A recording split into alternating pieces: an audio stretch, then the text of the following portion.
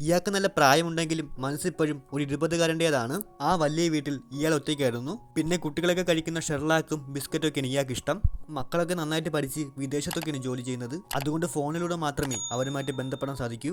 പിന്നെ ഡെയിലി ലൈബ്രറിയിൽ പോകുമായിരുന്നു. ബുക്ക് വായിക്കാൻ മാത്രമല്ല, അവിടുത്തെ ലൈബ്രറിനെ വളയ്ക്കാൻ കൂടി വേണ്ടിയായിരുന്നു. സത്യം പറഞ്ഞ ആൾ ചെറിയൊരു കോഴിയാണ്. ഇയാൾക്ക് ചെറിയ ചെറിയ പ്രതിമകളൊക്കെ വലിയ ഇഷ്ടമായിരുന്നു. അതുകൊണ്ട് തന്നെ അടുത്തുള്ളൊരു കടയിൽ കയറി അതൊക്കെ മോഷ്ടിക്കും. നാട്ടുകാര്യത്തിൽ ഒരുപാട് പരാതി പറയാറുള്ളത് കൊണ്ടും പിന്നെ അച്ഛൻ വീട്ടിൽ ഒറ്റയ്ക്കായതുകൊണ്ടും കൂട്ടിന് വേണ്ടി മകനൊരു റോബോട്ടിനെ സമ്മാനിക്കുന്നു. ആദ്യമൊന്നും അയാൾക്ക് ആ റോബോട്ടിന് അത്ര ഇഷ്ടമായിരുന്നില്ല. നല്ല ഫുഡൊക്കെ ഉണ്ടാക്കി കൊടുത്ത് ഷേവൊക്കെ ചെയ്ത് കുറെ സംസാരിക്കുകയൊക്കെ ചെയ്തപ്പോൾ ചെറിയൊരു അടുപ്പം തോന്നി. ഇയാളൊരു പാർട്ടിക്ക് പോയി. അവിടെ ഉണ്ടായിരുന്ന ഒരു പെണ്ണിന്റെ നെക്ലസ് കണ്ട് വല്ലാതെ ഇഷ്ടപ്പെട്ടു. അങ്ങനെ ആ റോബോട്ടിന് സഹായം കൊണ്ട് അയാളത് മോഷ്ടിക്കുന്നു. അതവർ ആ വീട്ടിൽ തന്നെ ഒളിപ്പിച്ചു. പക്ഷേ പോലീസ് എങ്ങനെയോ അന്വേഷിച്ച് അവിടെ എത്തി. ആ റോബോട്ടിന്റെ മെമ്മറി പരിശോധിച്ച് നോക്കിയാൽ അയാൾ എങ്ങനെയാണ് ഇതൊക്കെ ചെയ്തതെന്ന് അറിയാൻ പറ്റും. അയാൾ അവരെ തട്ടി മാറ്റിയിട്ട് അതിനെ നേരെ റൂമിലേക്ക് കൊണ്ടുപോയി. എന്നിട്ട് മനസ്സില്ലാ മനസ്സോടെ അതിന്റെ മെമ്മറി മൊത്തം വൈപ്പ് ഔട്ട് ചെയ്തു.